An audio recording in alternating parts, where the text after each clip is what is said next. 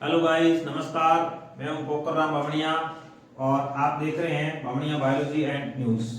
आज हम इस वीडियो के अंदर डिस्कस करने वाले हैं कक्षा 12th का अगला चैप्टर वंशागति का आणविक आधार। इससे पहले हमने 5 चैप्टर के बारे में डिस्कस किया।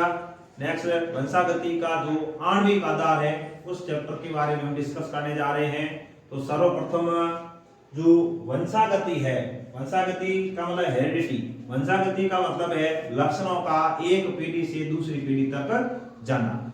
इस शब्द से या वंशागति के बारे में हम वाकिफ है। हमने इससे पिछले पार्ट के अंदर वंशागति के बारे में और वंशागति के जो नियम है, मेंडल के द्वारा प्रदत्त जो नियम है उनके बारे में डिस्कस किया था। अब यहाँ पर वंशागति के लिए कौन से अणु जिम्मेदार है, मतलब एक पीढ़ी से दूसरी पीढ़ी में लक्षण जाते हैं, लेकिन ये लक्षण जाएंगे इसके लिए कौन से अणु जिम्मेदार है, उसको हम कहेंगे वंशागति का आणविक आधार। तो वंशागति के लिए जिम्मेदार अणुओं के बारे में हम इस पार्ट के अंदर डिस्कस करेंगे। जो मेन अणु जिम्मेदार होते हैं, फिर उनका जो प्रोसेस है उसके बारे में भी इस पार्ट के अंदर डिस्कस किया जाएगा। तो देखिए, वंशागति के लिए जो जिम्मेदार अणु है वो एक कोशिका के केंद्रक में पाए जाते हैं। केंद्रक में पाए जाते हैं, इस कारण 1869 के अंदर एक वैज्ञानिक है फ्रेडरिक मेस्टर, उन्होंने इसका न्यूक्लियन नाम दिया। क्या नाम दिया? न्यूक्लियन नाम दिया। क्यों नाम दिया? क्योंकि यह जो न्यूक्लियस है या कोशिका के केंद्रक में पाया जाने वाला पदार्थ था, इसलिए इसको न्यूक्लियन नाम दिया गया। और 1889 के अंदर 1890 के अंदर अल्टमान नामक वैज्ञानिक ने इसको न्यूक्लिक अम्ल नाम दिया। जो वर्तमान में बात करते हैं कि आनुवांशिक जो पदार्थ है उसको हम न्यूक्लिक अम्ल कहते हैं। तो जो न्यूक्लिक अम्ल जो नाम है वो किसने दिया? अल्टमान नामक वैज्ञानिक ने दिया। तो ये जो न्यूक्लिक अम्ल है यही आनुवांशिक पदार्थ होता है। एक पीढ़ी से दूसरी पीढ़ी के अंदर लक्षणों को ले जाने के लिए जिम्मेदार पदार्थ यही होता है, न्यूक्लिक अम्ल, और इसी को हम आनुवांशिक पदार्थ कहते हैं। आनुवांशिक क्यों कहेंगे? क्योंकि यह पदार्थ एक पीढ़ी से दूसरी पीढ़ी के अंदर लक्षणों को ले जाने का कार्य करता है। आनुवांशिक पदार्थ 2 प्रकार का होता है, डीएनए और आरएनए। डीएनए का मतलब है डीऑक्सीराइबोज न्यूक्लिक अम्ल और आरएनए का मतलब है राइबोज न्यूक्लिक अम्ल। यदि छोटा सवाल पूछा जाए डीएनए और आरएनए की फुल फॉर्म क्या है, तो भी आपको ध्यान में रखने की जरूरत है। डीएनए की फुल फॉर्म क्या होगी? डीऑक्सीराइबोज न्यूक्लिक अम्ल। और आरएनए की फुल फॉर्म क्या होगी? राइबोज न्यूक्लिक अम्ल। तो ये जो दोनों पदार्थ है, ये दोनों पदार्थ है वो न्यूक्लिक अम्ल होते हैं या फिर आनुवांशिक पदार्थ होते हैं। सामान्यतः यदि हम आनुवांशिक पदार्थ की बात करते हैं तो किसी भी जीव के अंदर ये दोनों ही आनुवांशिक पदार्थ के रूप में काम नहीं करेंगे। दोनों में से कोई एक पदार्थ है वो आनुवांशिक पदार्थ के रूप में काम करेगा, और दोनों में से अधिकांश जीवों के अंदर जो आनुवांशिक पदार्थ होता है वो होता है डीएनए। कौन सा होता है? डीएनए होता है। या हम ये कह सकते हैं अधिकांश जीवों के अंदर जो आनुवांशिक पदार्थ है वो डीएनए पाया जाता है। और कुछ विषाणु हैं जैसे एचआईवी है, टीएमवी है, इनमें है जो आनुवांशिक पदार्थ क्या पाया जाता है? आरएनए पाया जाता है। इस तरह से हम ये कह सकते हैं कि आनुवांशिक पदार्थ है डीएनए आरएनए दोनों होते हैं, लेकिन किसी भी जीव के अंदर ये दोनों ही आनुवांशिक पदार्थ के रूप में नहीं पाए जाते हैं। दोनों में से कोई एक पदार्थ आनुवांशिक पदार्थ के रूप में कार्य करेगा। तो समस्त जीवों, अधिकांश जीवों के अंदर तो डीएनए पाया जाता है, जबकि कुछ वायरसेज है जैसे टीएमवी। टीएमवी का मतलब है टोबैको मोज़ेक वायरस। एचआईवी जो एड्स के लिए जिम्मेदार है, ह्यूमन इम्यूनो डेफिशिएंसी वायरस। तो इन दोनों के अंदर जो आरएनए है वो आनुवांशिक पदार्थ के रूप में कार्य करता है। तो देखिए, जो न्यूक्लिक अम्ल होता है यह न्यूक्लियोटाइडों का बहुलक होता है, मतलब पॉलीमर ऑफ न्यूक्लियोटाइड। तो जो न्यूक्लिक अम्ल है वो न्यूक्लियोटाइडों का बहुलक होता है या पॉलीन्यूक्लियोटाइड होता है। अब डीएनए है तो उसको हम कहेंगे polymer of D ribose nucleotide, और आरएनए है तो राइबो न्यूक्लियोटाइड का बहुलक होता है। तो डीएनए और आरएनए ये दोनों ही न्यूक्लिक अम्ल है, दोनों ही आनुवांशिक पदार्थ है, और दोनों ही जो पदार्थ है ये न्यूक्लियोटाइडों के बहुलक होते हैं। डीएनए और आरएनए के अंदर यदि मेन अंतर की बात करते हैं तो डीएनए में 2 सूत्र होते हैं, आरएनए में 1 सूत्र होता है। फिलहाल आपको इतना ही ध्यान रखने की जरूरत है। हम इस चैप्टर के अंदर आगे डीएनए आरएनए दोनों की संरचना, इससे संबंधित मॉडल, उन सब के बारे में बात करेंगे। तो फिलहाल आपको इतना ध्यान रखना है कि डीएनए में 2 सूत्र होते हैं, आरएनए में 1 सूत्र होता है। दोनों ही आनुवांशिक पदार्थ होते हैं, इसलिए इन दोनों को ही न्यूक्लिक अम्ल कहा जाता है। सामान्यतः कोई भी जीव है, जैसे मान लो मनुष्य है, मनुष्य का बच्चा मनुष्य के जैसा होता है, गाय का बच्चा गाय के जैसा होता है, भैंस का बच्चा भैंस के जैसा होता है, उसके लिए यही पदार्थ जिम्मेदार होता है। यही मतलब डीएनए या आरएनए या आनुवांशिक पदार्थ है उसके लिए जिम्मेदार होता है। कभी कभार मान लो थोड़ा बहुत जैसे डिफॉल्ट आ जाता है, मनुष्य का बच्चा मनुष्य के जैसा नहीं होकर कुछ अन्य प्रकार से हो जाता है, जैसे मनुष्य का बच्चा मनुष्य जैसा नहीं होकर बंदर के जैसा है या बिल्ली के जैसा है, ऐसी भी घटनाएं कई बार होती है। तो है उसके लिए पदार्थ जिम्मेदार तो यही है, लेकिन उसमें या उस परिवर्तन को बहुत परिवर्तन कह सकते हैं जो यूक्लिड ग्रीस के द्वारा सिद्धांत दिया गया था, वो सिद्धांत वहां पर लागू होता है। तो सामान्यतः मनुष्य का बच्चा मनुष्य के जैसा होता है, इसके लिए जिम्मेदार यही पदार्थ होता है जिसको हम डीएनए या आरएनए कहते हैं या जिसको हम न्यूक्लिक अम्ल कहते हैं। डीएनए या डीऑक्सीराइबोज न्यूक्लिक अम्ल, डीएनए फुल फॉर्म क्या हो जाएगी, डीऑक्सीराइबोज न्यूक्लिक अम्ल। अब ये जो डीएनए है, इस डीएनए के अंदर डीऑक्सीराइबो न्यूक्लियोटाइड पाए जाते हैं, या हम ये कह सकते हैं कि जो डीएनए है यह डीऑक्सीराइबो न्यूक्लियोटाइड का बहुलक होता है या इसका पॉलीमर होता है। अब एक जीवाणुभोजी की बात करते हैं, बैक्टीरियोफेज की बात करते हैं, 5×174, इसके अंदर 5386 न्यूक्लियोटाइड पाए जाते हैं। एक अन्य उदाहरण है जीवाणुभोजी, जिसे लैम्बडा जीवाणुभोजी कहा जाता है, इसके अंदर 48,502 नाइट्रोजन क्षार युग्म पाए जाते हैं। ई कोलाई की बात करते हैं, एस्चेरिचिया कोलाई, इसके अंदर ये जीवाणु है 4.6 × 10⁶ नाइट्रोजन क्षार युग्म पाए जाते हैं। न्यूक्लियोटाइड के अंदर नाइट्रोजन क्षार पाए जाएंगे, आगे हम न्यूक्लियोटाइड की संरचना के बारे में बात करेंगे।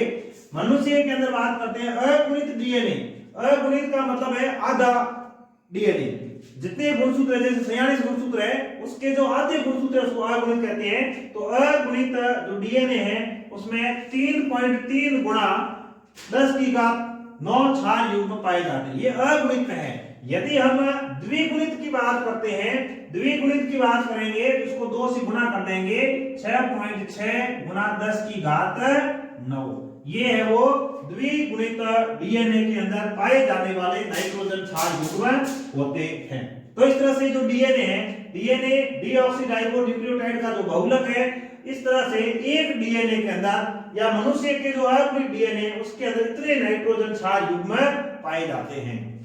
न्यूक्लियोटाइड की बात करते हैं तो न्यूक्लियोटाइड जो न्यूक्लिक अम्ल है वो पॉलीन्यूक्लियोटाइड होते हैं या न्यूक्लियोटाइड्स के बहुलक होते हैं। तो एक न्यूक्लियोटाइड का निर्माण कैसे होता है उसके बारे में बात करते हैं। अब ये न्यूक्लियोटाइड डीएनए में पाए जाते हैं, ये न्यूक्लियोटाइड आरएनए में पाए जाते हैं। तो एक बार यदि न्यूक्लियोटाइड का निर्माण कैसे होता है उसके बारे में यदि बात करते हैं, एक न्यूक्लियोटाइड का निर्माण यदि हो जाएगा तो एक से दूसरा, दूसरे से तीसरा, तीसरा से चौथा, इस तरह से न्यूक्लियोटाइड की एक लंबी श्रृंखला प्राप्त होगी, इसी को पॉलीन्यूक्लियोटाइड कहा जाता है। तो इस प्रकार हम बात करते हैं एक न्यूक्लियोटाइड की संरचना। न्यूक्लियोटाइड की संरचना यदि हम बात करें तो एक न्यूक्लियोटाइड की संरचना में 3 घटक पाए जाते हैं, मतलब 3 प्रकार के घटक पाए जाते हैं। अब 3 प्रकार के घटक देखिए, नंबर 1 है नाइट्रोजन क्षार, इसके बाद में आता है पेंटोज शर्करा। पेंटोज शर्करा का मतलब है ऐसी शर्करा जिसमें कार्बन कितने हैं, 5 कार्बन वाली जो शर्करा है इसको पेंटोज शर्करा कहा जाता है। और तीसरा जो घटक होता है वो होता है फास्फोरिक एसिड, फास्फोरिक अम्ल, जिसका सूत्र होता है H3PO4। अब ये H3PO4 है, ये फास्फोरिक अम्ल है, ये डीएनए और आरएनए दोनों के अंदर पाया जाता है। लेकिन जो पेंटोज शुगर होती है, जो पेंटोज शर्करा होती है, यह 2 प्रकार की होती है। यह 2 प्रकार की मतलब डीएनए के अंदर शर्करा अलग होगी, आरएनए के अंदर शर्करा अलग होगी। तो आरएनए के अंदर जो शर्करा होती है इसको राइबोज शर्करा कहा जाता है, और डीएनए में जो शर्करा होगी इसको डीऑक्सीराइबोज शर्करा कहा जाता है। तो इस प्रकार 2 प्रकार की शर्करा पाई जाती है, डीएनए के अंदर डीऑक्सीराइबोज, आरएनए के अंदर राइबोज शर्करा। अब आप देख सकते हैं कि जो राइबोज शर्करा है उसकी संरचना आप देखिए, कार्बन संख्या 1, कार्बन संख्या 2, कार्बन संख्या 3, कार्बन संख्या 4 और कार्बन संख्या 5। अब ये 5 कार्बन है, इसलिए इसे पेंटोस शर्करा कहा जाता है। अब आप देखिए कार्बन 1 पर हाइड्रोजन और हाइड्रोक्सी मतलब H और OH जुड़े हुए हैं, 2 पर भी H और OH जुड़े हुए हैं, 3 पर भी H और OH जुड़े हुए हैं, 4 पर भी H OH जुड़े हुए हैं। ये H है, O ने इसके साथ में बंध बना लिया और यहाँ पर CH2OH है। तो जो 2 नंबर कार्बन है यहाँ पर ऑक्सीजन पाई जाती है। राइबोस शर्करा के अंदर 2 नंबर जो कार्बन है यहाँ पर ये जो OH है हाइड्रोक्सी समूह पाया जाता है। यह हम कह सकते हैं कि यहाँ पर ऑक्सीजन पाई जाती है, इसलिए इसे राइबोस शर्करा कहा जाता है। डीऑक्सीराइबोस की बात करते हैं, डीऑक्सीराइबोस शर्करा की बात करते हैं। यह शर्करा डीएनए में पाई जाती है। इसमें अंतर क्या है, हमें वो चीज समझनी है कि इस शर्करा के अंदर यहाँ पर देखिए ये 2 नंबर जो कार्बन है यहाँ पर OH नहीं है, यहाँ पर क्या है, ओनली H है, मतलब केवल हाइड्रोजन है, यहाँ पर हाइड्रोक्सी नहीं है। 2 नंबर जो कार्बन है यहाँ से एक ऑक्सीजन बाहर निकल गई और क्या बन गई, डीऑक्सीराइबोस शर्करा। समझने वाली बात है, डी का मतलब बाहर निकलना, क्या निकली, ऑक्सीजन, तो डीऑक्सीराइबोस शर्करा का निर्माण हो गया। तो इस तरह से ये राइबोस शर्करा है, ये डीऑक्सीराइबोस शर्करा है। दोनों में अंतर क्या है, राइबोस शर्करा के अंदर 2 नंबर कार्बन पर हाइड्रोक्सी समूह पाया जाता है, जबकि डीऑक्सीराइबोस शर्करा के अंदर 2 नंबर जो कार्बन है वहां पर हाइड्रोक्सी समूह नहीं पाया जाता है। अब यदि डीएनए आरएनए में अंतर की बात होती है तो सबसे पहला अंतर हो जाएगा, डीएनए में 2 सूत्र होते हैं, आरएनए में 1 सूत्र होता है। इसके बाद में आप कह सकते हो कि डीएनए जो है, डीएनए के अंदर शर्करा पाई जाती है, उसका नाम क्या है, डीऑक्सीराइबोस शर्करा, जबकि आरएनए में जो शर्करा पाई जाती है उसका क्या नाम है, राइबोस शर्करा। और यदि डीपली जानना चाहें तो राइबोस शर्करा में 2 नंबर कार्बन पर हाइड्रोक्सी समूह पाया जाता है, जबकि डीएनए में पाई जाने वाली डीऑक्सीराइबोस शर्करा में 2 नंबर कार्बन पर हाइड्रोक्सी समूह नहीं पाया जाता है। इस तरह से हम इसमें अंतर कर सकते हैं, विभेद कर सकते हैं। एग्जाम की दृष्टि से डीएनए और आरएनए में अंतर ये भी बहुत इंपॉर्टेंट प्रश्न बनता है। एनसीईआरटी बायो कक्षा 12 बोर्ड एग्जाम की दृष्टि से ये प्रश्न बहुत ही ज्यादा इंपॉर्टेंट है। नेक्स्ट, नाइट्रोजन क्षार। अब देखिए नाइट्रोजन क्षार का मतलब है इसमें नाइट्रोजन पाई जाती है। नाइट्रोजन क्षार का मतलब इसमें नाइट्रोजन पाई जाती है। अब नाइट्रोजन क्षार को भी 2 भागों में बांटा जाता है, प्यूरिन्स और पिरीमिडिन्स।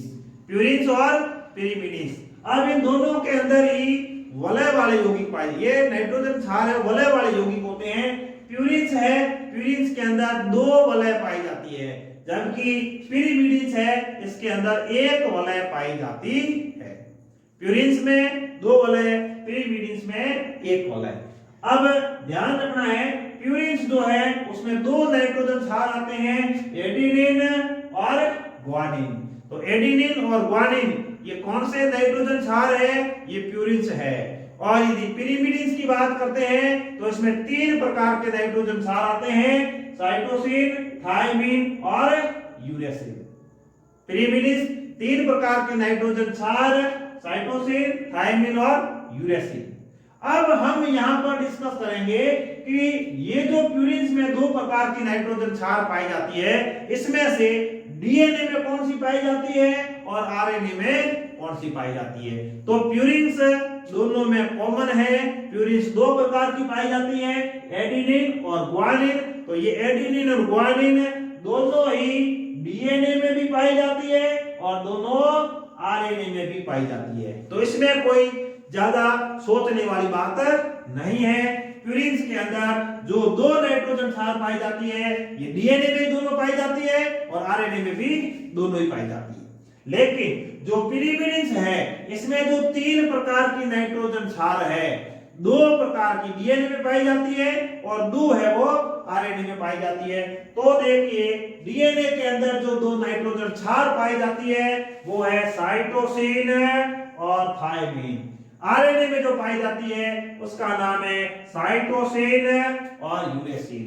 इसका मतलब ये हुआ कि डीएनए के अंदर थायमिन पाया जाता है, जबकि आरएनए के अंदर थायमिन के स्थान पर यूरेसिल पाया जाता है। तो ये डीएनए आरएनए में एक और अंतर हो गया कि डीएनए आरएनए में क्या अंतर है। तो डीएनए के अंदर पिरिमिडीन नाइट्रोजन क्षार थायमिन पाया जाता है, जबकि आरएनए में जो पिरिमिडीन नाइट्रोजन क्षार है वो यूरेसिल पाया जाता है।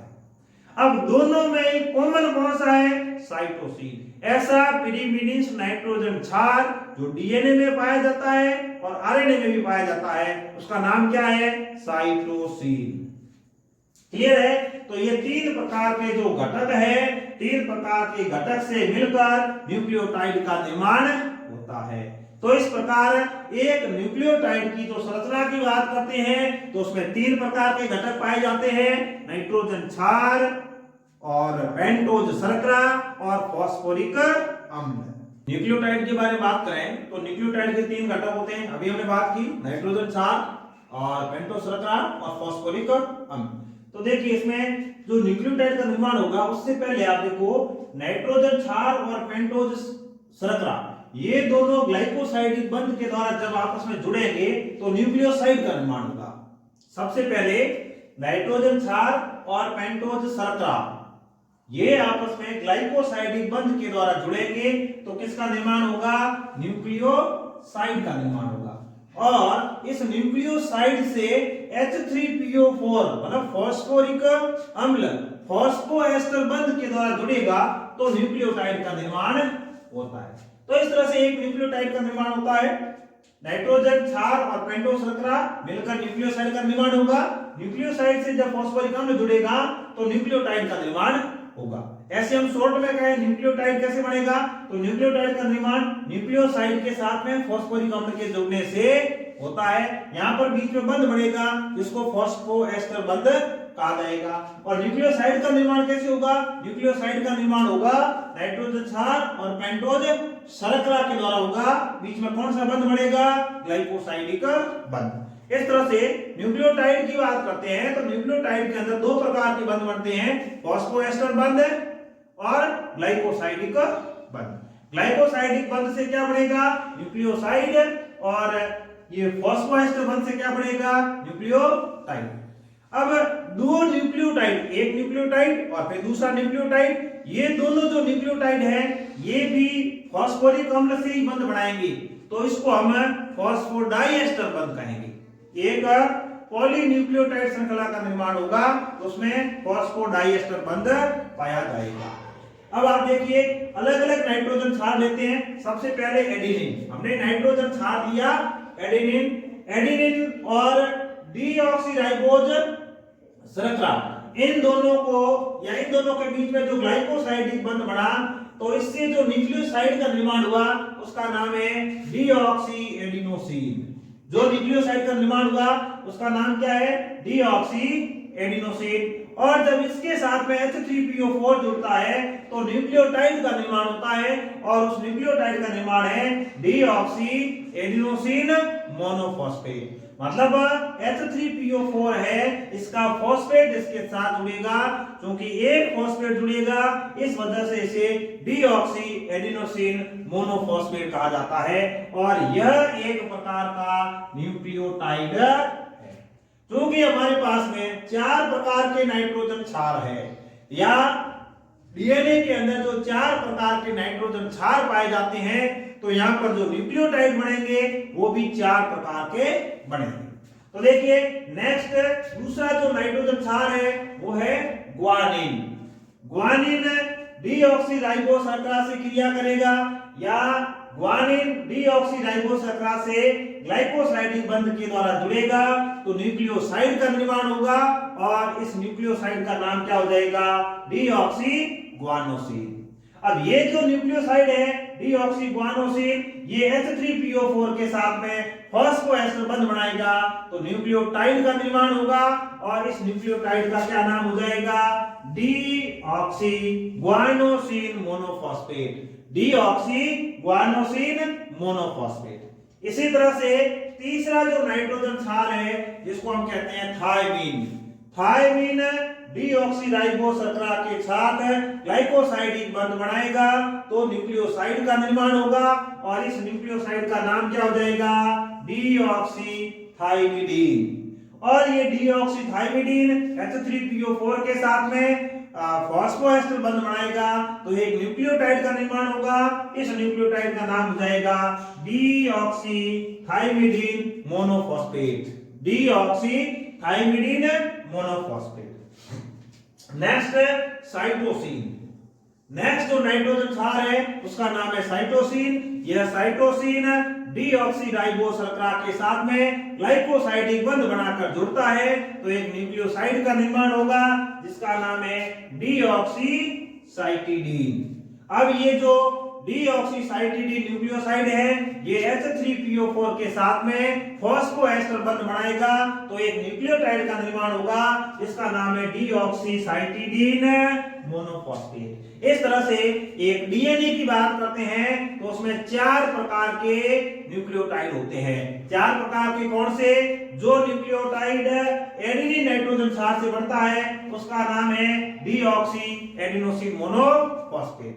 दूसरा जो न्यूक्लियोटाइड है वो ग्वानिन नाइट्रोजन क्षार से बनेगा तो इसका नाम हो जाएगा डीऑक्सी ग्वानोसिन मोनोफॉस्फेट। नेक्स्ट जो न्यूक्लियोटाइड थायमिन नाइट्रोजन क्षार से बनेगा उसको कहा जाएगा डीऑक्सीथाइमिडीन मोनोफॉस्फेट। नेक्स्ट जो न्यूक्लियोटाइड लास्ट में साइटोसिन नाइट्रोजन क्षार से बनेगा उसको डीऑक्सीसाइटिडीन मोनोफॉस्फेट के नाम से जाना जाएगा। तो इस तरह से ये हमने 4 प्रकार के जो न्यूक्लियोटाइड है जो डीएनए के अंदर पाए जाते हैं उनका निर्माण कैसे होता है उसके बारे में डिस्कस करने का प्रयास किया। आरएनए के न्यूक्लियोटाइड की बात करते हैं तो आरएनए के न्यूक्लियोटाइड के अंदर देखिए ये आरएनए के अंदर जो नाइट्रोजन क्षार है वो 4 प्रकार के होते हैं, एडेनिन, ग्वानिन, यूरेसिल और साइटोसिन। 4 प्रकार के नाइट्रोजन क्षार होते हैं। शर्करा कौन सी होती है? राइबोज शर्करा, ये राइबोज शर्करा, ये राइबोज शर्करा। तो एडेनिन जो नाइट्रोजन क्षार है वो राइबोज शर्करा के साथ में ग्लाइकोसाइडिक बंध बनाकर जुड़ेगा तो न्यूक्लियोसाइड का निर्माण होगा, नाम क्या होगा? एडिनोसिन। ग्वानिन से जो न्यूक्लियोसाइड बनेगा उसका नाम होगा ग्वानोसिन। यूरेसिल से जो न्यूक्लियोसाइड बनेगा उसका नाम होगा यूरिडीन। और साइटोसिन से जो न्यूक्लियोसाइड बनेगा उसका नाम होगा साइटिडीन। इस तरह से हमें 4 प्रकार के न्यूक्लियोसाइड प्राप्त हो गए। अब ये 4 प्रकार के जो न्यूक्लियोसाइड हैं ये H3PO4 के साथ में फॉस्फोएस्टर बंध बनाएंगे और न्यूक्लियोटाइड का निर्माण करेंगे। तो जो एडिनोसिन है उससे न्यूक्लियोटाइड बनेगा एडिनोसिन मोनोफॉस्फेट। जो ग्वानोसिन है उससे जो न्यूक्लियोटाइड बनेगा उसका नाम हो जाएगा ग्वानोसिन मोनोफॉस्फेट। यूरिडीन जो न्यूक्लियोसाइड है इससे जो न्यूक्लियोटाइड बनेगा उसका नाम होगा यूरिडीन मोनोफॉस्फेट। और साइटिडीन जो न्यूक्लियोसाइड है इससे जो न्यूक्लियोटाइड बनेगा उसका नाम हो जाएगा साइटिडीन मोनोफॉस्फेट। तो इस तरह से ये जो न्यूक्लियोटाइड है ये न्यूक्लियोटाइड किसके बन गए? आरएनए के। तो आरएनए के ये 4 प्रकार के न्यूक्लियोटाइड, डीएनए के इससे पहले बने वो 4 प्रकार के न्यूक्लियोटाइड। अंतर क्या है? डीएनए के अंदर शर्करा कौन सी थी? डीऑक्सीराइबोज। आरएनए के अंदर शर्करा कौन सी है? राइबोज शर्करा। और अंतर क्या है? डीएनए के अंदर यहाँ पर यूरेसिल की जगह कौन सा नाइट्रोजन क्षार था? थायमिन। और आरएनए के अंदर यहाँ पर कौन सा है? यूरेसिल नाइट्रोजन क्षार पाया जाता है। इस तरह से हम ये कह सकते हैं कि डीएनए के अंदर जो नाइट्रोजन क्षार पाए जाते हैं वो है, देखिए डीएनए की बात करते हैं तो डीएनए के अंदर जो नाइट्रोजन क्षार पाए जाते हैं वो है एडेनिन, ग्वानिन, साइटोसिन और थायमिन। एडेनिन, ग्वानिन, साइटोसिन और थायमिन। आरएनए की बात करते हैं, आरएनए के अंदर जो 4 प्रकार के नाइट्रोजन क्षार पाए जाते हैं वो कौन से हैं? देखिए एडेनिन, ग्वानिन, साइटोसिन और यूरेसिल। इतना अंतर है। कहने का मतलब ये है कि डीएनए के अंदर थायमिन पाया जाता है, आरएनए के अंदर थायमिन की जगह क्या पाया जाता है? यूरेसिल पाया जाता है। देखिए पॉलीन्यूक्लियोटाइड का निर्माण कैसे होता है। हमने अभी न्यूक्लियोटाइड के बारे में बात की है। ये फॉस्फेट, ये शर्करा और ये नाइट्रोजन क्षार, ये एक तरह का क्या है, न्यूक्लियोटाइड। ये एक न्यूक्लियोटाइड है और ये दूसरा न्यूक्लियोटाइड, ये तीसरा न्यूक्लियोटाइड, ये चौथा न्यूक्लियोटाइड। इस तरह से न्यूक्लियोटाइड आपस में जुड़ते जाएंगे और पॉलीन्यूक्लियोटाइड श्रृंखला का निर्माण होता है। अब आप इसमें देखेंगे, एक ये न्यूक्लियोटाइड और ये दूसरा न्यूक्लियोटाइड, इनके बीच में देखो यहाँ पर फॉस्फेट बंध पाया जाता है। तो जब दो न्यूक्लियोटाइड आपस में जुड़ेंगे तो उनमें जो फॉस्फोएस्टर बंध है वो दोनों तरह से बंध बनाएगा। इसको फॉस्फोडाइएस्टर बंध कहा जाता है। इसको हम क्या कहेंगे, फॉस्फोडाइएस्टर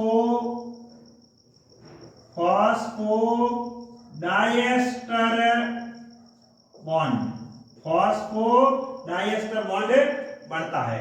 अब देखो ये फॉस्फेट है, ये शुगर है और ये एडिनिन नाइट्रोजन क्षार है। ये फॉस्फेट, शुगर और गुआनिन नाइट्रोजन क्षार, ये फॉस्फेट, शुगर, साइटोसिन नाइट्रोजन क्षार, फॉस्फेट, शुगर और थायमिन नाइट्रोजन क्षार। इस तरह से हम क्या देख रहे हैं कि एक लंबी श्रृंखला का निर्माण होता है। इसमें जो नाइट्रोजन क्षार होते हैं वो प्रक्षेपी रूप से बाहर निकले हुए होते हैं। ये प्रक्षेपी रूप से ये नाइट्रोजन क्षार है, थायमिन, साइटोसिन, गुआनिन, एडेनिन, ये प्रक्षेपी रूप से बाहर निकले हुए होते हैं। बाकी ये sugar, phosphate, sugar, phosphate, sugar, phosphate, sugar, phosphate, ये मिलकर एक जो श्रृंखला बनती है उसका आधार बनाने का कार्य करते हैं, या बेस का निर्माण इस तरह से होता है। इस श्रृंखला में एक सिरा जो ये है, यहाँ पर 5 नंबर जो कार्बन है इससे फॉस्फेट जुड़ा हुआ है, इसको हम कहते हैं 5' सिरा। दूसरा जो सिरा होगा इसमें 3 नंबर जो कार्बन है इससे हाइड्रोक्सी समूह जुड़ा हुआ होता है, इसको 3' सिरा कहा जाएगा। पॉलीन्यूक्लियोटाइड की एक लंबी श्रृंखला में एक सिरा 5' होगा, दूसरा सिरा 3' होगा। अब इस तरह से शर्करा और फॉस्फेट मिलकर इस श्रृंखला का आधार बनाएंगे। नाइट्रोजन क्षार है वो प्रक्षेपी रूप से बाहर निकले हुए पाए जाते हैं। देखिए इसमें यदि ऐसे में थोड़ा और इसको सिंपल कर लें तो देखिए ये फॉस्फेट, ये शुगर, ये एडेनिन नाइट्रोजन क्षार, फॉस्फेट, शुगर, गुआनिन नाइट्रोजन क्षार, फॉस्फेट, शुगर, थायमिन नाइट्रोजन क्षार, फॉस्फेट, शुगर, साइटोसिन नाइट्रोजन क्षार। और ये सिरा कौन सा है, 3' सिरा। ये सिरा कौन सा है, 5' सिरा। इस तरह से हम ये कह सकते हैं कि ये एक श्रृंखला बनी है और उस श्रृंखला का ये क्या है, आधार है। ये इसका आधार है और नाइट्रोजन क्षार है वो इससे प्रक्षेपी रूप से बाहर निकले हुए पाए जाते हैं। इस तरह से ये मैंने 3 या 4 न्यूक्लियोटाइड को बताने का प्रयास किया है। यदि इस तरह से लंबी न्यूक्लियोटाइड की श्रृंखला प्राप्त हो जाए, इधर भी न्यूक्लियोटाइड जुड़े हुए हो तो एक लंबी श्रृंखला का निर्माण होता है। इसी को पॉलीन्यूक्लियोटाइड कहा जाता है और पॉलीन्यूक्लियोटाइड को ही न्यूक्लिक अम्ल कहा जाता है, इसी को डीएनए कहा जाता है, इसी को आरएनए कहा जाता है। यदि यहाँ पर थायमिन के स्थान पर यूरेसिल हो तो इस श्रृंखला को हम क्या कहेंगे, आरएनए। और यदि यहाँ पर थायमिन है, ऐसी की ऐसी एक श्रृंखला इधर भी हो, मतलब 2 रज्जु हो, तो इसको हम डीएनए कहते हैं। तो इस प्रकार आज की इस क्लास के अंदर, आज के इस वीडियो के अंदर हमने वंशागति का जो आणविक आधार है उससे रिलेटेड जो पदार्थ है, जिसको हम अनुवांशिक पदार्थ कहते हैं, जिसको हम न्यूक्लिक अम्ल कहते हैं, उसके बारे में डिस्कस किया। और जो न्यूक्लिक अम्ल है इसकी खोज किस प्रकार हुई, और जो न्यूक्लिक अम्ल होते हैं ये न्यूक्लियोटाइड होते हैं, पॉलीन्यूक्लियोटाइड होते हैं। तो न्यूक्लियोटाइड का निर्माण किस तरह से होता है, उसमें कौन से घटक पाए जाते हैं, ये आपस में न्यूक्लियोटाइड कैसे जुड़ेंगे और लंबी श्रृंखला का निर्माण किस तरह से होगा, इस तरह से हमने इस पॉलीन्यूक्लियोटाइड निर्माण के बारे में डिस्कस किया। धन्यवाद।